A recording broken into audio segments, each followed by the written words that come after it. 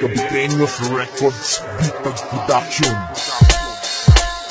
Maraming magulang ang nakikipagsapalaran para lang matustusan ang kanilang pangangailangan. Mapag-aral ang anak, mabigyan ng kinabukasan. Gagawin nila lahat, mahirap man ang pagdaanan. Lilisanin ang Pinas para lamang manyugang bayan. Magtrabaho, magtanap kahit sila ay mahirapan. Yun ang tanging paraan, makaahon sa kahirapan. Sila yung mga bayani na dapat tinutularan. Mahirap man ang buhay na kanilang nararanasan. Bilit ako sa tapan mo na may lakas na kalooban, na merong paninindigan para makipagsabayan. Kahit na tinatapakan at wala kang malapitan, gustuhin mong mangyakapin ang asawa at anak, ngunit wala kang magawa habang luhay pumapatak. Tinitiis mo ang lahat, pangarap lang ay matupad. Mabigyan lang ng magandang buhay ang nag-iisang anak. Mga OFW na dapat na tinutularan. Sila yung mga bayani na dapat hinahangaan, may lakas ng kalooban at meron din katapangan at hindi umaatras hanggang nang makipagsabayan. Mga OFW na dapat na tinutularan. Sila yung mga bayani na dapat hinahangaan, may lakas ng kalooban at meron din katapangan at hindi umaatras hanggang nang makipagsabayan. Dear mahal ko, kamusta na kayo? Pagpasensyaan mo na pati perang napadala ko.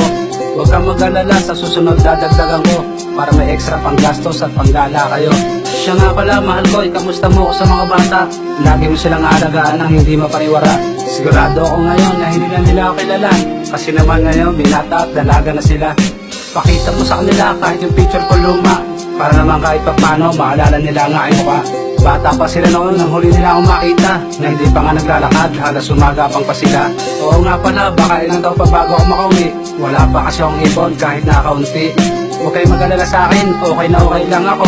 May hawa rin ng Diyos, makakaraos din tayo. Mga OFW na dapat na tinutularan. Sila yung mga bayani na dapat hinahangaan, may lakas ng kalooban at meron din katapangan at hindi umaatras hanggang nang makipagsabayan. Mga OFW na dapat na tinutularan. Sila yung mga bayani na dapat hinahangaan, may lakas ng kalooban at meron din katapangan at hindi umaatras hanggang nang makipagsabayan. Saludo ako sa mga nanay na katulad yung sinakripisyo ang lahat para sa pamilya nyo. Kayo ang tunay na bayani na dapat hinahangaan, kahit na nahihirapan patuloy na lumalaban upang mabigyan lamang ng magandang kinabukasan. Para sa hinaharap ay meron kayong pagsaluhan. Danas man ang kalungkutan kahit na may kabiguan, andyan ang Panginoon sa oras na iyong kailangan. Lakasan mo ang loob, lahat ng yan makakayanan upang hindi bumigay sa mga pinagdadaanan. Dahil nga malayo ka sa lugar na sinilangan, alam ko di madali pero iyong pinagsikapan. Nakaipon ng pera para makapagpadala kahit sa konting halaga, ito ay madama nila. Salamat sa ating Diyos Ama at hindi ka nag-iisa, at darating ang panahong makakasama mo sila.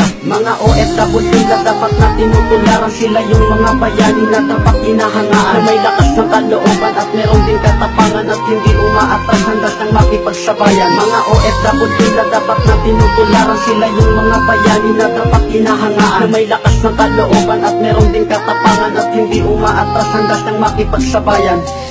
Itong awiting ito ay naalay namin sa mga taong nagsakripisyo at ginawa ang lahat para guminhawa ang buhay ng kanilang pamilya.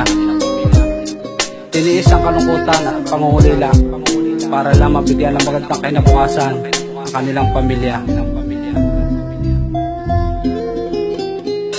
Mga OFW na dapat na tinutularan. Sila yung mga bayani na dapat hinahangaan, may lakas ng kalooban at meron din katapangan at hindi umaatras hanggang nang makipagsabayan. Mga OFW na dapat na tinutularan. Sila yung mga bayani na dapat hinahangaan, may lakas ng kalooban at meron din katapangan at hindi umaatras hanggang nang makipagsabayan. Mga OFW na dapat na tinutularan. Sila yung mga bayani na dapat hinahangaan, may lakas ng kalooban at meron din katapangan at hindi umaatras hanggang nang makipagsabayan. Mga OFW na dapat na tinutularan. Sila yung mga bayani na dapat hinahangaan, may lakas ng kalooban at meron din katapangan at hindi umaatras hanggang nang makipagsabayan.